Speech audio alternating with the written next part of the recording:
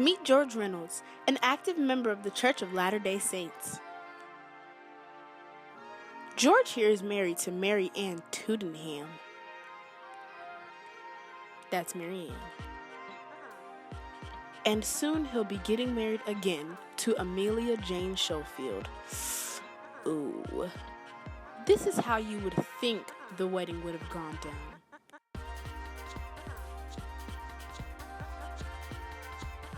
But in reality, that didn't happen. This did. Not what was expected, right?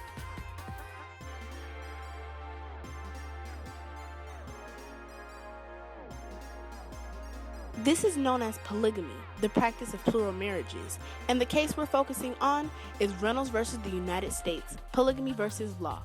The year is 1878 in the United States, Utah, the center of the Mormon cultural influence. The Mormons understand from their doctrine that polygamy should be practiced to avoid eternal damnation. The government heard and said, nope, nada, no. Abraham Lincoln saw what the Mormons were doing and signed the anti-bigamy law.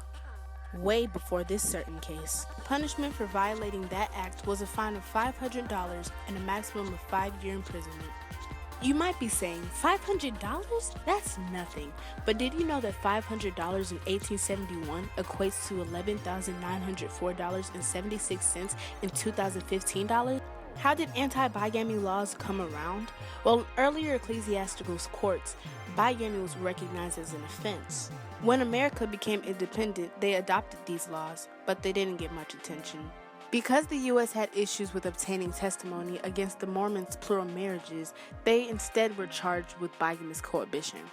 It just made lives easier, which meant more sleep for the people of courts. Bigamous cohabitation was a misdemeanor created by the Edmunds Act, and over 1,300 Mormons were thrown in jail in the 1800s. The church was under pressure because of civil rights issues and church property threats.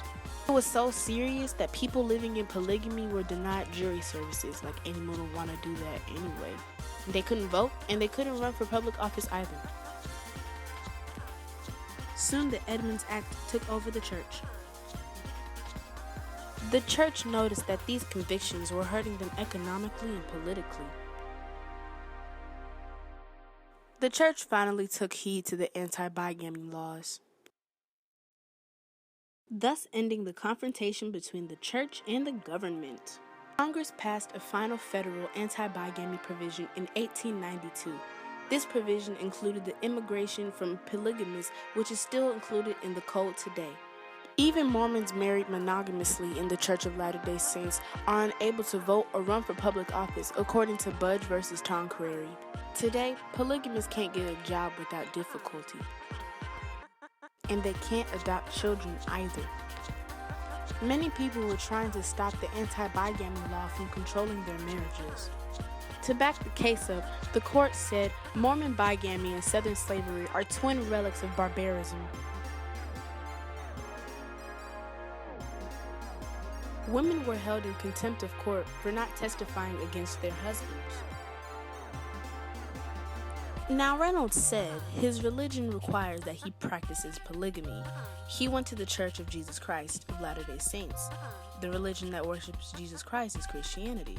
The Bible says in Mark 10:6-8, "But in the beginning God made them male and female. For this reason man shall leave his father and mother, and be joined to his wife, and the two shall become one flesh. So they are no longer two but one flesh." Noah's family was pure, and they had one wife for each man, not two. If Reynolds was really practicing Christianity, he would have noticed this. But Mormons are considered a part of Christianity because they believe in the restoration of it. Light shed. The Mormon doctrine stated that followers practice plural marriages when circumstances permitted.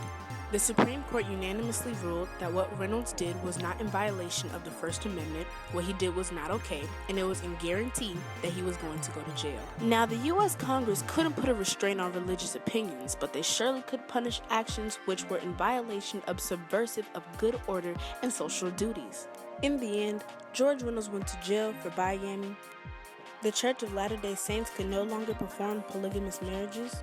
And in the war of polygamy versus law, law won.